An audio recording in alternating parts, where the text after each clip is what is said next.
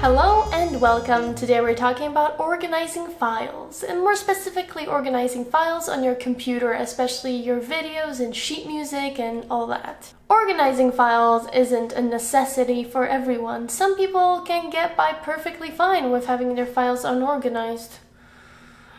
I would not be able to imagine living in a world like that. To be honest, I go crazy if my files are unorganized, and every half a year or so I pretty much purge my files, the ones that are in the downloads and the desktop folder, and just delete stuff that I don't need and sort out the rest. I used to dabble a little bit in filmography. I used to film a lot, so I would have tons of files that are huge in size, and I would have to organize them and put them in different hard drives and stuff. Otherwise, if I keep them in my computer memory is just going to explode. So today, I just want to show you guys how I organize my files, because I feel like every person has their own system, and that's how it should be. But I just feel like I want to show everybody how I do it, and then maybe somebody can draw inspiration from that, and I wish that somebody could tell me how they organize their files. I would like to know, not that I'm trying to go into your computer and find some stuff or anything.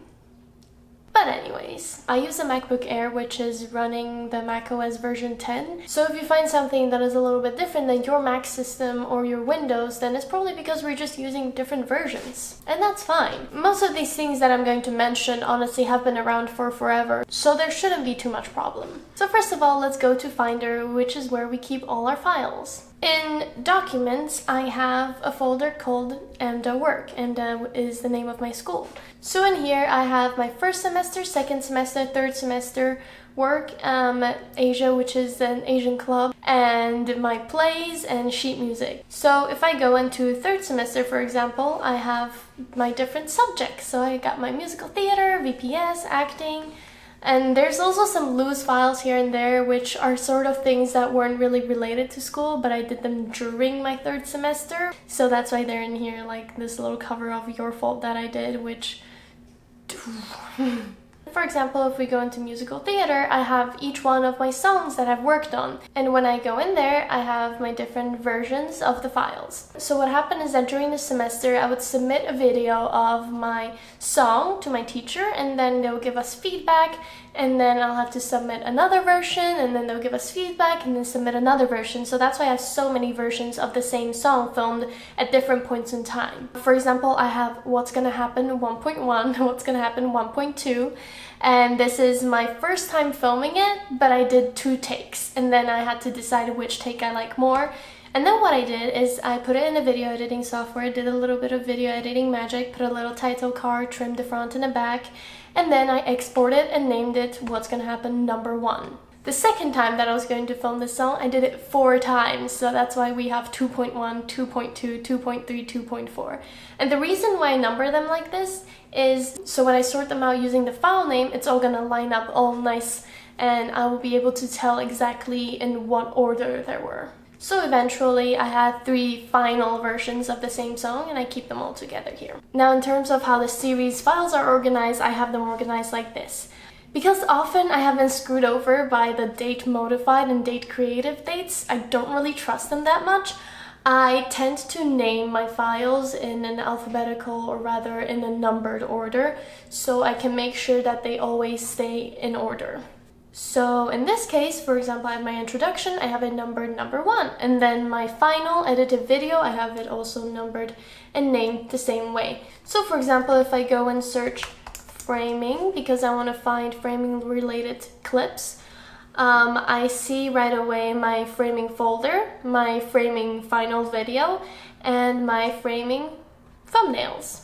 Trust me, just spending a little bit of time on naming your files the right way is going to save you so much time in the future. Another thing that I did that is really useful for me, if you look at the favorites bar over here, you'll actually notice that I put in what you usually don't have, like this third semester folder over here is actually here. So when I click into it, it takes me straight to the third semester folder, and I don't have to go through the whole documents, AMDA work, third semester, that whole journey. Because during this time, I'm working on the stuff that are in my third semester, so I have to access that file all the time, so I just put it in my favorites bar. And then once third semester is over, I can put it away, I can remove it right here, remove from sidebar, and then put in my fourth semester. So for example, the series that I'm making, Zozo's Guide to Surviving Online Acting School, make sure you watch it. I've also put it in the sidebar because I work in it often, so I just put it there so I don't have to dig through that rabbit hole to go find it. The way that you put something into a sidebar, really easy. For example, if I have a folder over here called thumbnails, I can just drag it over and boom, thumbnails is in the sidebar. And that's just how easy it is. Now for the pro tip section. When I was younger, I did this thing where I changed the thumbnails, the icons of all my folders. And yes, it seems a little bit excessive, but it seems like I had a little bit of extra time, and that's what I decided to spend it on. So you see I have my first, second, and third semester folders right here. My third semester folder has a little 3 as the picture of the thumbnail. Now, how do we do this?